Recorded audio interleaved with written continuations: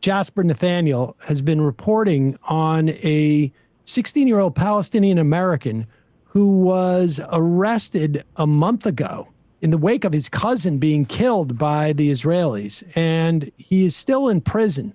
Pop this up and we can play the video. Yeah, Jasper's just been doing great work, and I feel like it's getting more and more attention these days because the violence in the West Bank is escalating. There's been a record number of attacks on Palestinians in the West Bank, and we're just seeing out and out executions on a regular basis that now, where the Israeli courts just let the perpetrator who's been caught on camera go free. It's uncomfortable because it shows very clearly that this is not just about Hamas in Gaza. This is about Israel's will to ethnically cleanse all Palestinians. And so this is Zahir Ibrahim talking about his son, Mohammed Zahir Ibrahim, who is in the Megiddo prison, which is famously like a horrible prison. Here are the clips, and then there's opportunity for you to send letters and emails to Huckabee, Rubio, and your senators. But play this clip. It was around 3 weeks ago after Saifullah was murdered by the Israeli settlers. So he came and we met at Camel's house. He had his crew with him, came in with his security and all that. But I'm saying his people that's with him, that sat with us, was 4 or 5 people.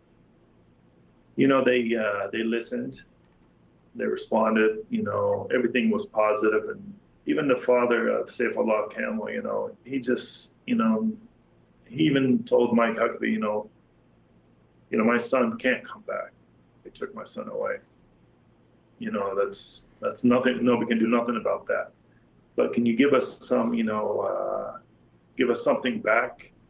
You know, give us some happiness back. Can you at least get Muhammad out of jail? And what did he say? We'll work on it. He said, we'll work on it. And we'll take care of it. You know, this is almost a month now, So I know they got a lot of pressure on them now, you know, after the social media. We know from somebody that they got over 20-some thousand emails, you know, within the first 3-4 days. So maybe that kind of pressure, now that kind of pressure probably, you know, took it to Washington. You know, maybe it was something that was just in the U.S. Embassy, you know, that was not reaching other parts of the world. So after social media hit, you know, now it's, you know, the White House, you know, the clip we sent you today, at least, you know, they can't come back and say in 1 week or 2 weeks we had no information about Muhammad Ibrahim, you know. There have been also Palestinian Americans that have been killed by Israelis that the administration has done nothing about as well. Nothing. Nothing. Just show the links that he's putting up there, and we'll put these links into the podcast and YouTube descriptions.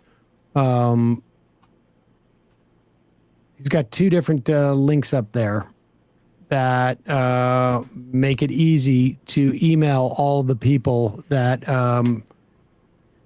you know, could be in a position of doing something. Will they do something? You know, who knows? But it's worth at least taking a couple of minutes just to put your, you know, to weigh in on it and perhaps maybe influence things. Just the amount of suffering there is just extraordinary, and we are all in some ways or another enabling it. Hey folks, don't forget to hit the subscribe button and check out our daily show. We do it every day at 12 p.m. Eastern for about 2.5 hours. We even take phone calls. You should check that out.